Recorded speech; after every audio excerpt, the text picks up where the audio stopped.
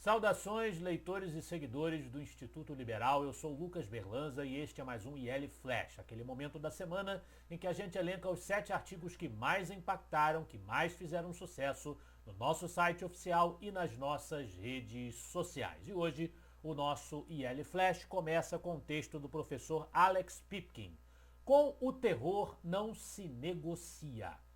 E é uma reflexão que o professor Pipkin faz sobre a situação de Israel e a relação de Israel com o terrorismo que a ameaça, com a violência extremista islâmica da região, do mundo árabe, que ameaça o Estado judaico de Israel.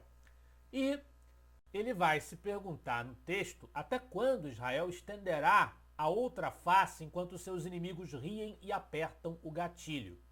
Ele escreveu o artigo no domingo, quando os Houthis do Iêmen, que é um grupo terrorista sustentado pelo Irã, pelo país que é dominado por uma maioria xiita dentro do islamismo, lançaram um míssil contra o aeroporto Ben Gurion, dos principais símbolos da soberania israelense.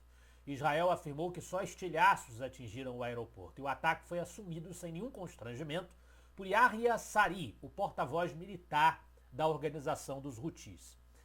É mais um capítulo, diz o professor Pipkin, da ofensiva coordenada de grupos sectários que, sob o manto religioso, alimentam uma ideologia homicida, voltada à destruição do Estado de Israel e do povo judeu.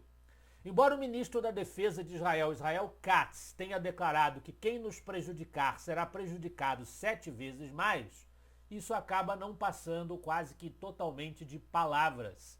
E você não tem atitudes que estejam à altura desta promessa.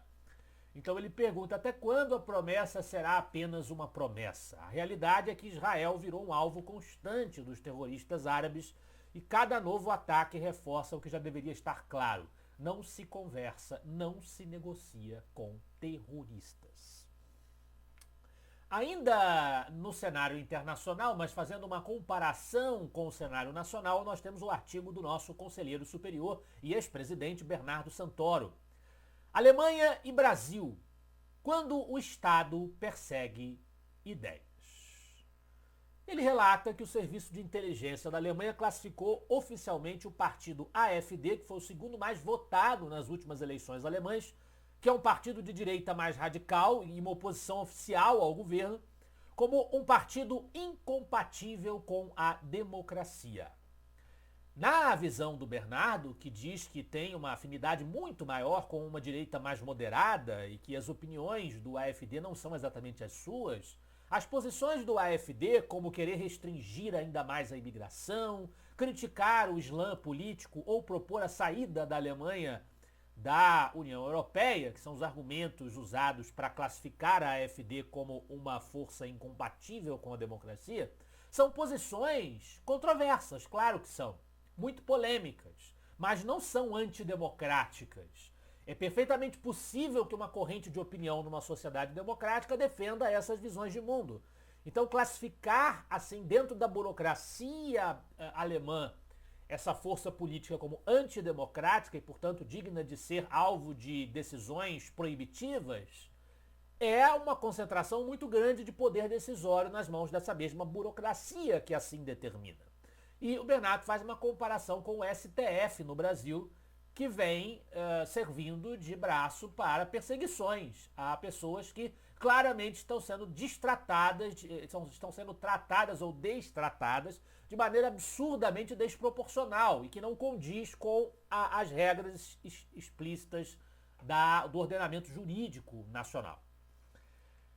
Bem, continuamos no cenário internacional com o artigo da Andrea Westphal, Do Celeiro à Casa Branca. O que os porcos de Orwell têm a ver com os Estados Unidos de hoje? E é um artigo crítico ao governo de Donald Trump nos Estados Unidos, mas que ao mesmo tempo aborda a Revolução dos Bichos de George Orwell, um dos seus clássicos críticos ao totalitarismo. Ele vai falar sobre as falsas promessas que os animais revolucionários dentro da trama de George Orwell fazem aos demais animais, né?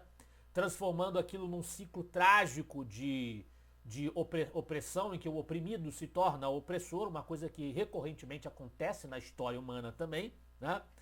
E ele vai dizer, o texto, que ainda que sob um regime democrático e auto-intitulada a nação mais livre do mundo, os Estados Unidos demonstram alguns sinais questionáveis de concentração de poder, de erosão do debate público, de manipulação das massas por meio de narrativas simplistas. E ela acusa o governo Trump de fazer algumas dessas coisas, né? Por exemplo, mobilizando discursos polarizadores para justificar políticas econômicas protecionistas, que por definição não são políticas às quais os liberais sejam por natureza simpáticos. Ainda criticando as políticas de Donald Trump, nós temos um texto internacional de um autor internacional. Um texto do Mark Skousen, O Plano Desastroso de Trump. O presidente insiste em uma guerra comercial inventada. O texto é do Mark Skousen, Dr. Mark Skousen, que é o economista da América, como ele é conhecido, Presidential Fellow e que ocupa a cátedra Dottie Spogli de livre iniciativa na Chapman University, na Califórnia, autor do livro The Making of Modern Economics e editor-chefe da publicação Forecasts and Strategies.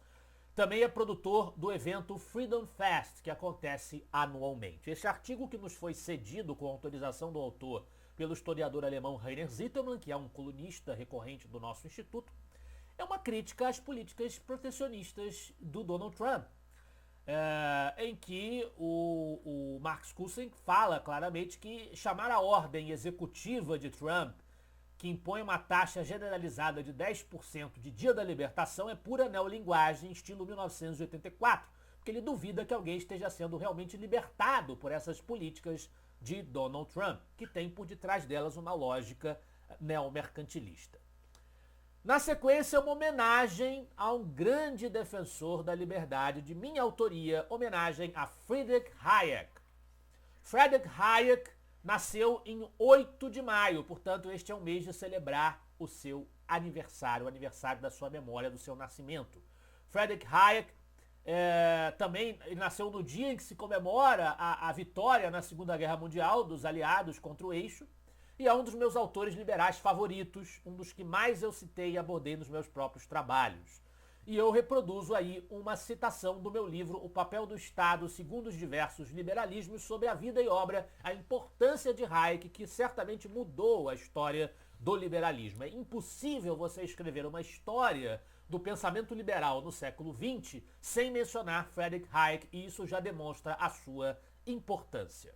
Outra figura muito importante é o tema do texto do João Luiz Mauad, A Sabedoria de Thomas Sowell.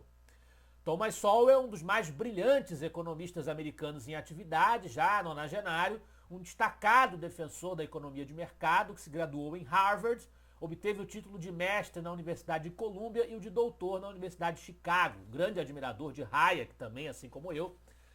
Escreveu mais de 30 livros e alguns deles são leitura obrigatória para os liberais. E aí nós temos uma série de citações de autoria do Thomas Sowell, um grande pensador contemporâneo.